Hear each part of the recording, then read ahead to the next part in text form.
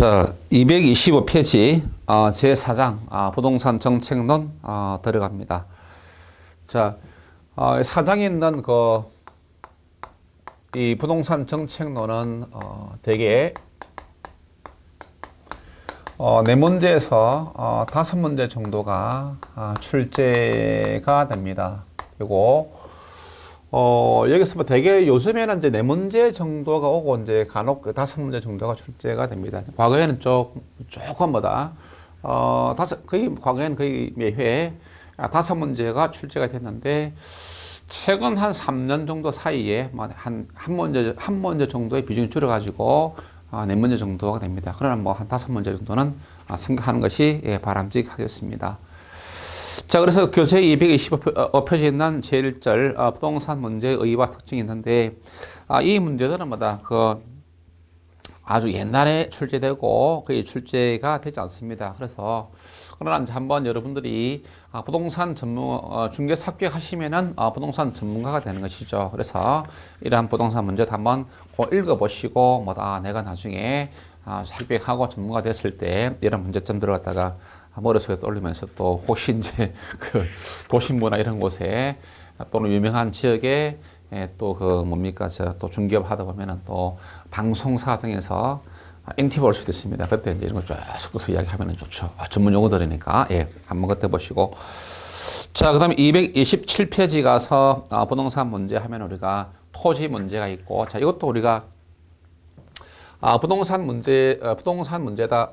부동산에 대한 문제다라고 한다면은 그냥 이때 부동산 하면은 가장 기본이 토지가 되겠습니다. 그래서 토지 문제가 있고 그다음에 또 부동산 하면은 대표적인 게 뭐가 있습니까? 주택 문제 있죠. 주택의 문제가 있다.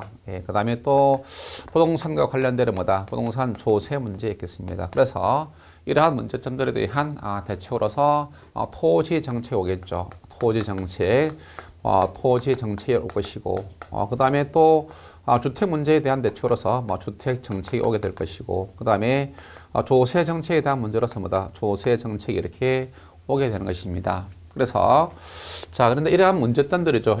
이것이 이제 우리가 말하는 부동산 문제들이다. 왜 부동산이, 그러한 문제들 때문에 시장이 실패를 한다. 이런 것입니다. 그래서 대개는 이제 이렇습니다. 그래서 우리가 이제 배울 내용들이 이제 이것이 주 테마들이고, 여기서 한 문제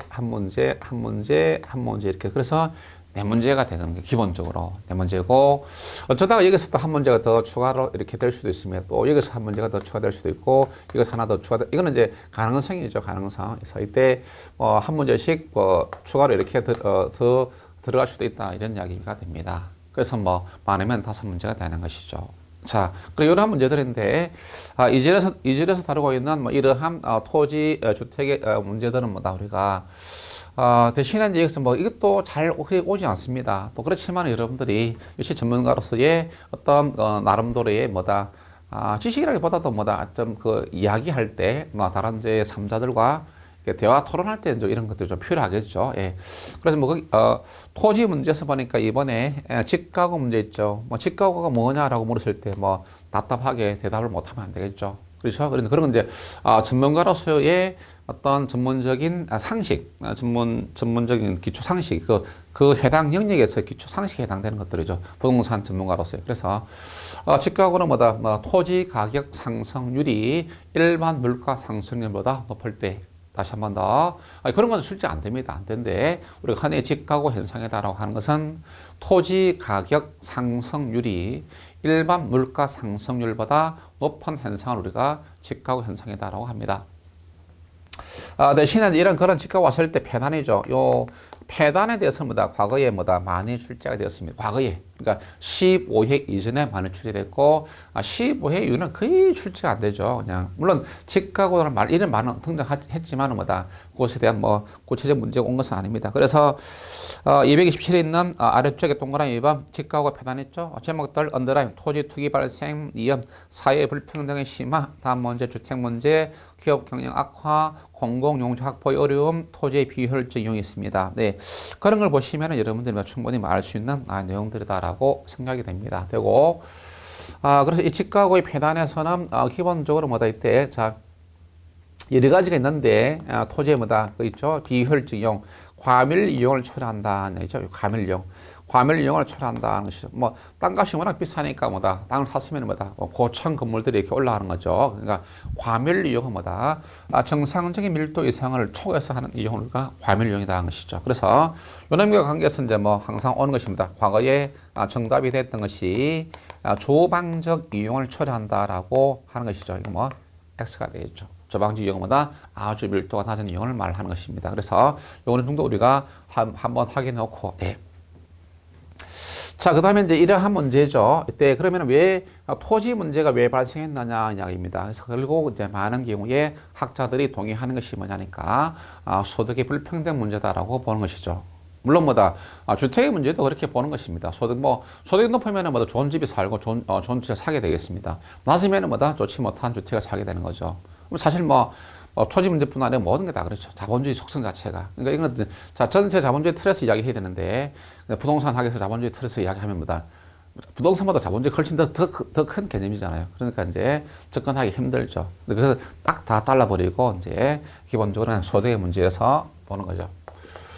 소득의 불평등 문제, 소득의 불평등이다. 뭐 평등성을 갖다가 측정하는 방법들이죠.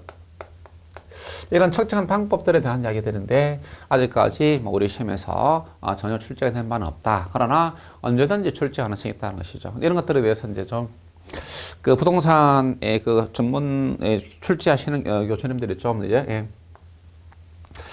좀 이해가 좀 안 되는 부분들이 있죠. 벌써 출제가 되었어야 하는데 단 한 번도 언급이 안 됐다라고 하는 것은 조금 뭐 그분들이 또 뭐 전부 다 부동산 관련 뭐 학과 교수님들이 또 다 부자이거나 그런 것 같아 보는 거지. 출제 안 될 이유가 전혀 없습니다. 출제될 이유가 뭐냐? 출제될 이유는 뭐 뻔하게 되겠죠. 예. 왜냐 이게 이제 가장 기본 그 자본주의에서 가장 그 기본을 잃은 자본주의 모든 문제의 발생 거는 뭐다? 소득에서 시작된 것이죠. 그 발생된 소득에 대해서 누가 얼만큼 잘 분배하느냐. 이것은 이제 모든 문제가 시작이 되는 거기 때문에, 그런데 하여튼 출제가 안 됐는데 언제든지 출제가 될 수 있는 그러한 문제입니다. 자, 먼저 로렌츠 곡선이 있는데, 자, 이 종축이죠. 이 종축을 갖다가 소득 누적 점유율이다라고 하고, 횡축이죠. 횡축을 갖다가 인구 누적 점유율이다라고 이렇게 이야기합시다. 자, 그러면은, 자, 이때 이제 로렌츠 곡선이다라는 것이 이렇게 그림으로서 그려집니다. 로렌츠 곡선이다라는 것이 그려지는데, 이 경우에, 요 대각선 방향이죠. 대각선 방향으로 간다라고 하는 것은 뭐다 이때 자 보니까 딱 직선으로 가버리죠. 인구가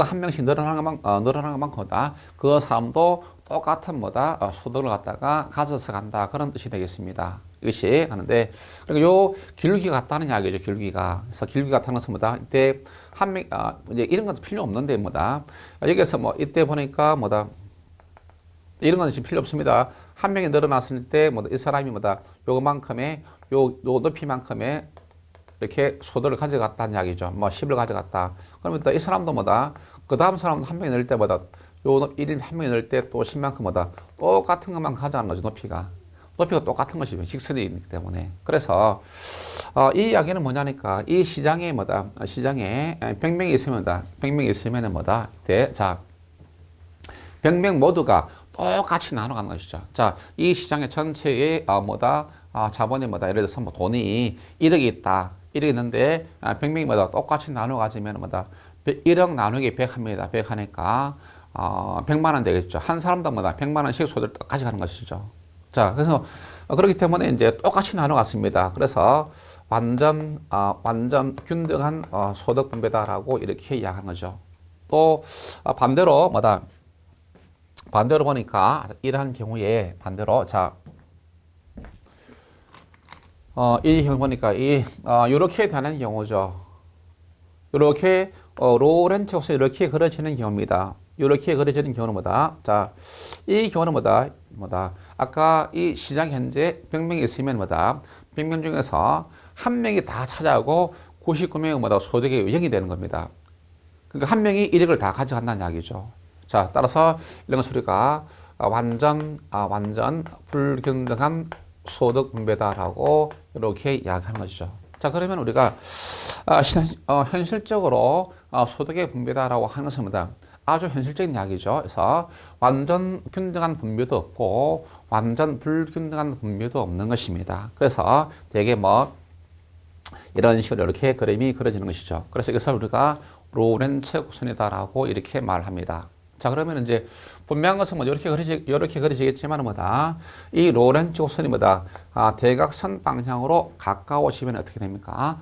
소득 분배가 균등해진다라고 해석할 수 있고, 자, 이 로렌츠 곡선이 뭐다? 전년도에 비해서 뭐다? 이 방향으로 더, 변으로 더 오른쪽으로 이렇게 더 아래로 더 처지게 됐다라고 하는 것은 뭐다? 소득 분배가 전년도보다 더 나빠졌다라고 하는 것을 의미하는 것입니다.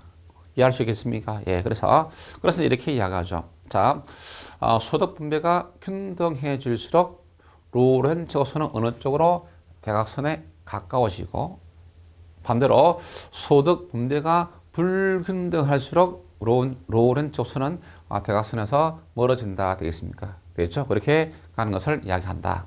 되겠죠? 자,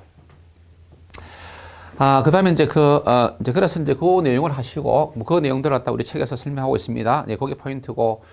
자, 이러한 뭐다, 로렌츠 곡선을 갖다가 수치화 한 것을 갖다가, 진위 계수다라고 이렇게 말합니다. 진위 계수. 되겠습니까? 진위 계수. 자, 로렌츠 곡선은 뭐다, 곡선 형태로 이렇게 나타내기 때문에 이것이 좀 힘들다. 그래서, 숫자로 한번 나타내 보자라고 하는 것입니다. 그래서 이제, 편의상 뭐다, 요 곡선 내에 요 면적을 그냥 A라 하고, 그 다음에 곡선 밖에 요 면적이 있죠. 요 면적을 B다라고 이렇게 한다면은, 자, 이 진액의 수다라고 하는 것입니다. 진액의 수다라고 하는 것은, 자, A 플러스 B분의 A가 요렇게 되는 것입니다. 알겠습니까? 자, 이런 것들은 뭐 사실은 출제될 만하죠. 여기다 또 C 하나 이렇게 갖다 놓고 하시겠습니까? 되겠습니까? 그래서 요걸 우리가 이제 로렌츠 곡선이다라고 이렇게 말합니다. 자, 그러면은 만약에, 자, 소득 분배가 뭐다? 완전 균등하다. 완전 균등한 소득 분배다라고 이렇게 이야기를 한다면은 뭐다? 자, 완전 균등하다는 것은 뭐다? 로렌츠 곡선이 멈춰 이렇게 대각선으로 이렇게 그려지는 것을 말합니다. 그러면 뭐다? 면적 A가 얼마가 됐습니까? 0이 되겠죠. A가 0이 되어버립니다. 자, 그러면 A가 0이 되니까, 진위 계수죠. A가 0이 되면은, 자, 진위 계수는 뭐죠? 요게 0 되니까 분자 0이죠. 진위 계수는 0이 되는 겁니다. 오케이? 네. 그 다음에 만약에, 완전 불균등한 소득 분배다라고 이렇게 봅시다. 완전 불균등하다는 것이죠. 완전 불균등하다는 것은 뭡니까? 여기에, 요 축으로 이렇게 그려지는 것입니다. 그러니까 B가 0이 된다는 이야기죠. B 면적이 됩니다. B 0이 되면 이거 B 0 하니까 A분의 A는 1이죠. 그래서 진위 계수는 얼마가 된다? 진위 계수는 1이 이렇게 되게 되는 것입니다. 되겠죠. 따라서 이 진위 계수는 뭐다? 0과 1 사이의 값으로서 존재한다는 것이죠. 되겠습니까? 예. 자, 그래서 시험에서 이렇게 올 수도 있습니다. 진위 계수는 뭐다? 0과 10 사이 값이다. 진위 계수는 0과 100 사이에 존재한다. 다 틀립니다.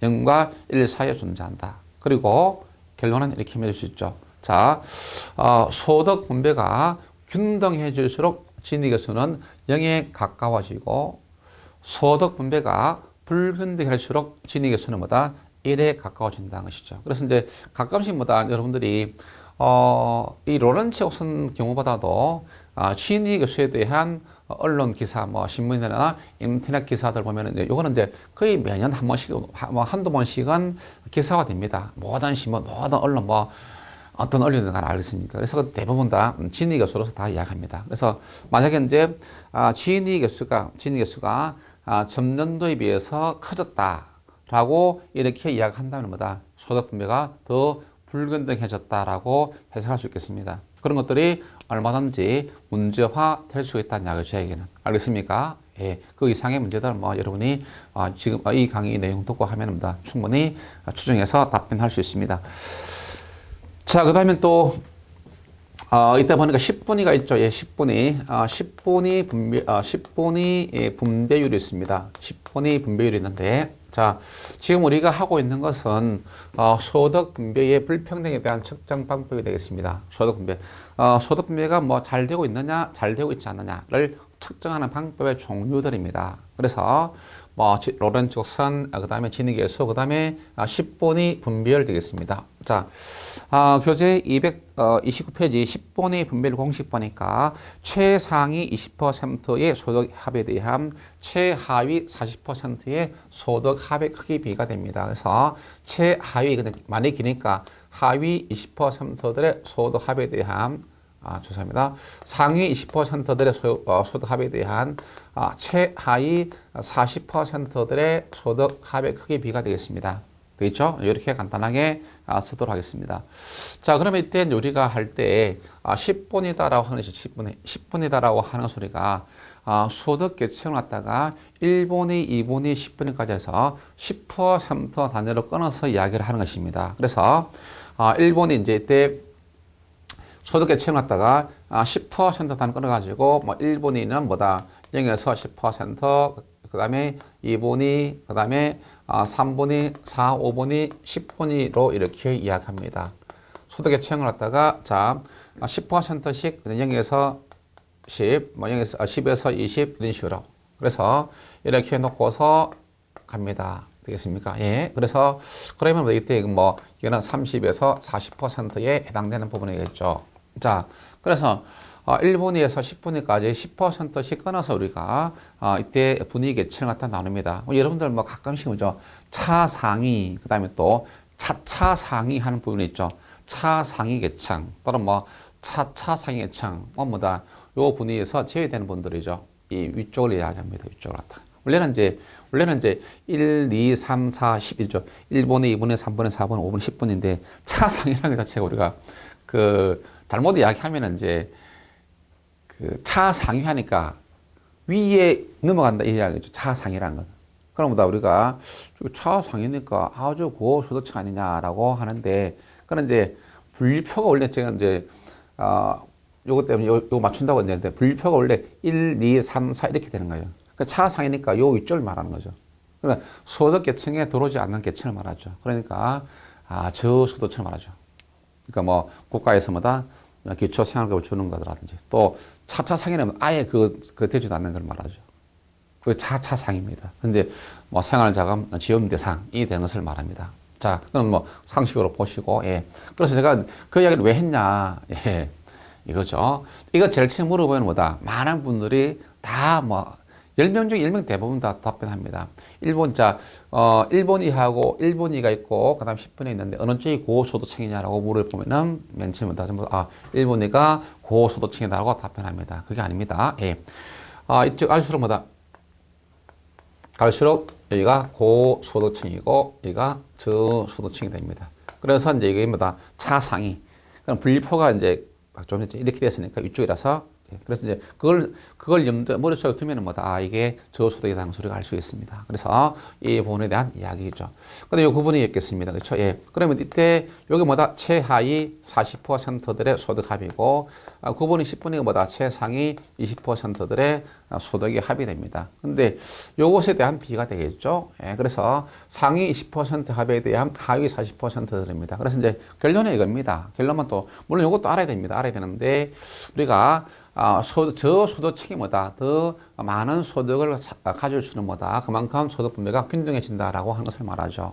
그래서 따라서 소득 분배가 균등해질수록 뭐다. 분자가 커지는 것이니까 10분의 분배는 커진다는 이야기고 반대로 소득 분배가 불균등할수록 뭐다. 분모가 커진다는 이야기니까 10분의 분배가 작아진다는 이야기겠죠. 그 내용을 우리가 정리하시면 됩니다. 근데 이거는 뭐 우리가 통상 우리가 언론상에서 진위계수라든지 10분의 분별에 대해서 우리가 가끔씩 뉴스를 접하는데 별로 큰 이거는 뭐다. 별로 의미가 없습니다. 이게 여러분 앞으로 더욱더 느끼게 되겠지만은 자본주의가 우리나라 같은 이런 천민 자본주의가 발달하면 할수록 뭡니까? 이게 20%가 필요 없습니다. 10%가 됩니다. 현재 10%가 거의 뭐다. 실제로 10%의 약 12%입니다. 통계치 보면은 12% 해당되는 사람이 우리나라 부의 80% 이상을 차지하고 있습니다. 12%가 80% 이상을 차지하고 있다는 것입니다. 우리나라 같은 경우. 다른 나라보다 더 심합니다. 다른 나라는 되게 한 20% 파레토 법칙에 따라서. 근데 이건 이제 우리는 이제 12% 정도가 거의 뭐다. 80% 이상의 부를 차지하고 있습니다. 그런데 대한민국은 조용합니다. 그게 이제 자, 갑시다. 예, 거기서 이제 10분의 분배율에 대한 이야기입니다. 알겠습니다. 그래서 이제 요지는 이겁니다. 예, 소득 분배가 균등해질수록 분자 커져야 되니까, 예, 10분의 분배율은 커진다는 것이고, 소득 분배가 불균등할수록 뭐다? 10분의 분배율은 작아진다는 것입니다. 예, 그게 하고, 그 다음에 5분이 되겠습니다. 5분이 분배율이다라고, 5분이 분배율이다라고 하는 것은, 자, 이것을 갖다가 이제 대신에 이제 요거는 아까 10분에서는 상위 계층 20%가 분모였고 하위가 분자였는데 이거는 뭐다 각각 20%씩입니다. 20%씩 이렇게 한 건데 이게 뭐다 상위 20%하고 하위 20%를 이야기합니다. 그러니까 반대로 가야 돼요. 반대. 그러니까 이때 물론 이제 5분이 되니까 이제 소득계층을 20%씩 끊어서 이야기하는 거죠. 그러니까 뭐 이때 그리고 5개 10% 쳤으니까 10분이니까 5분은 뭐다? 20%씩 끊어서 이렇게 이야기를 한 것이죠. 20% 왜 끊었냐? 이게 파레토 법칙에 관계가 있는 것입니다. 근데 그리고 무슨 이야기냐? 대개 보통의 자본주의 국가들은 상위 20%가 그 나라의 부의 80%를 차지한다. 그게 이제 파레토 법칙, 8대2 법칙이죠. 근데 그런 것들이 이제 뭐 통용되니까 이제 이렇게 20% 끊어서 이야기한 거죠. 그냥 무작정 그냥 5분이나 이렇게 한 거 아니에요, 그게. 근데 우리나라는 이제 좀 그렇죠. 아까 그런 문제는 우리가 문제 출제가 될 것은 아니고, 예. 어쨌든 5분위는 20% 끊었다. 근데 요 분자 분모가 바뀌었다는 이야기입니다. 그래서 요건 이제 조심하면 되겠죠. 따라서 분자 분모가 바뀌었다라고 하는 것은 뭡니까? 이때 결과적으로 해석은 뭐다? 10분위하고 완전히 반대가 된다는 이야기죠. 자, 여기서 이제, 결론 짓기 전에 일단 20%입니다. 10분위는 뭐다? 20분의 40%입니다. 하상, 상하 이렇게 바뀌는 겁니다. 따라서 때 소득 분배가 균등해진다는 것은 뭐다? 하위가 많이 차지한다 했죠. 그래서 소득 분배가 균등해질수록 분모가 커지니까 뭐다? 5분위는 뭐다? 작아진다는 것입니다. 소득 분배가 불균등할수록 뭐다? 불균등하는 것은 뭐다? 상위가 더 많이 차지한다니까 분자 커지니까 이 값은 커지겠죠. 때 5분위는 뭐다? 커진다는 이야기죠. 그러니까 10분의 해석과 5분의 해석이 완전히 반대하는 이야기입니다. 아시겠죠? 그렇게 구분을 하면 좋겠다는 이야기죠. 자, 그런 이야기고 그 다음에 주택의 문제 뭐다? 주택 문제, 양적 문제, 질적 문제가 있다는 거죠. 양적 문제는 뭡니까? 그냥, 소득이 주택이 부족하다. 질적 문제는 뭐다? 주거 살림 문제다라고 하는 이야기죠. 예, 그런 문제입니다. 양적 문제가 해결되었으면 뭐다? 질적 문제를 전환해야 된다. 그런 이야기죠. 예. 또 우리가 재건축이 되겠습니다. 재건축은 양면을 다 가지고 있죠. 여러 가지인데, 양적 문제도 해결하고, 질적 문제도 해결하자. 그런 뜻도 있고, 충분히 알 수 있는 문제가 되겠습니다. 대신에 또 230페이지 가니까 중간에 갈로 3번 주거비 부담이죠. 주거비 부담 정도에서, 주거비 부담 정도의 측정 방법이 되겠습니다. 그래서, 조금 전에는 우리가 소득 분배 불평등 또는 평등성에 대한 측정 방법이었고, 이번에는 소득 분배가 아니고 주거비입니다.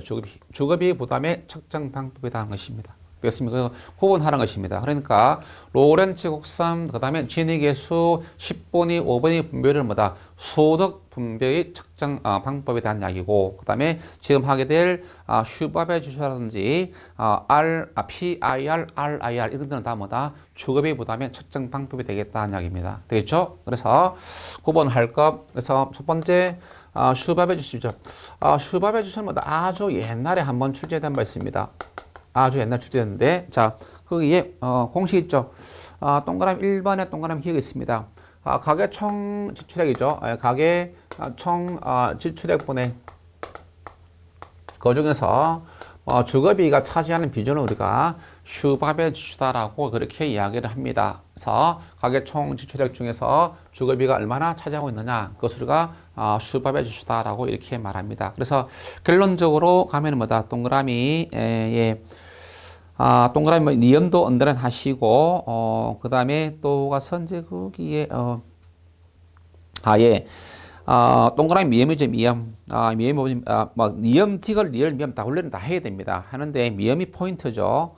미음, 소득 수준이 낮은 저소득층일수록 주거비 부담 능력이 떨어져서 슈밥의 지수가 높게 나타난다는 것이죠. 그러니까 소득이 낮을수록 주거비 슈밥의 지수가 더 높다는 것입니다. 이때 그러니까 소득이죠. 소득이 낮을수록 슈바베 지수가 이게 더 높게 나타난다라고 하는 것이죠. 이게 이제 뭐 그렇게 되는 것이죠. 자, 그래서 이제 이렇게 또 이야기하면 또 이렇게 또 착각하는 분이 있습니다.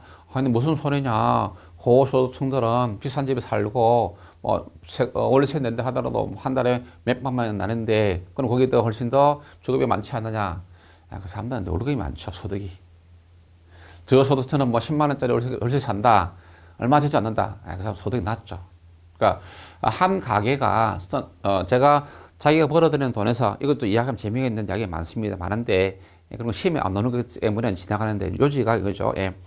자기가 쓰는 돈이죠. 한 달에 뭐 예를 들어서 뭐 교통비, 음식비, 그다음에 또 뭐 학원비, 뭐 그다음에 또 하여튼 뭐 과자비 이런 거 있죠. 술값. 그 하여튼 나가는 돈 그게 뭐다? 가게 총 지출액입니다. 그 중에서 주거비가 몇 퍼센트냐 이야기죠. 그러니까 이제 고소득층들은 뭐다? 많이 씁니다. 이것도 많지만 뭡니까? 자기 전체에 뭐 영화도 보러 가고 뭐 오페라도 보러 가고 또 해외 여행도 가고 아주 비용이 많습니다. 그러니까 총 주택 아주 크다는 이야기죠. 근데 그 중에 주거비는 일부 극히 작다 그런 뜻입니다. 그래서 요즘은 그냥 그런 이야기를 되는데 그냥 결론은 소득이 낮을수록 뭐다? 수배주시가 높게 나타난다. 그 다음에 대도시죠. 당연히 뭐 대도시 같은 경우는 뭐다? 소도시보다도 슈바유시가 높게 나타날 것이다. 뭐, 대도시도 이렇게 높게 나타날 것이다라는 것을 우리가 알 수 있습니다. 주거비가 비싸니까. 자, 그 다음에 또 PIR 있죠. PIR이다라고 하는 것은 뭐다? 이때, 자, 그게 뭐다? 연소득 대비 주택 가격비죠. 연소득 대비 주택 가격의 비가 이렇게 되겠다라고 하는 것이죠. 자, 그래서 영어 뭐 잘 하시는 분도 아시겠죠? 그 영어 보니까 가로 속에 price, 그 다음에 income ratio 이겁니다. price 뭐다? 가격이죠. income 소득입니다. 그래서 본인의 연소득 대비해서 주택 가격의 비를 갖다가 PIR. 따라서 만약에 이제 PIR이 뭐다? 높게 넣을수록 뭐다? 결국 주택 가격이 비싸다라는 것을 의미합니다. 자신의 소득에 비해서 비싸다는 이야기입니다. 그래서 그다음에 뭐 RIR은 뭐다? 월 소득 대비 월 임대료가 됩니다. RIR은 뭐. 그러니까 이때 RIR은 뭐다? 이때 월 소득 대비 월 임대료의 크기 비가 되겠습니다. 그러니까 이거는 뭐다?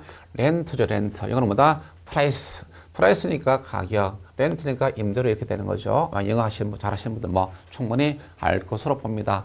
그래서 PIR이 높다는 것은 뭐다? 주택 가격이 부담스럽다 이 말이고 RIR이 높다는 것은 뭐다? 임대료가 부담스럽다. 그러니까 가격과 임대료는 뭐 다르죠. 그런 것을 우리가 한번 이런 것도 이제 모의고사 이제 처음 이렇게 연재를 쭉 내니까 이제 요즘에 다 써먹다 보니까 그래가지고 이건 제가 이렇게 쭉 만들어낸 거예요. 그래. 그다음부터는 쭉쭉 일본들이 이제 따라서 오고. 자, 물론 다른 것이 있는 거지. 결혼책에다가 제가 소개를 한 거죠. 그래서 이제 대개는 뭐다?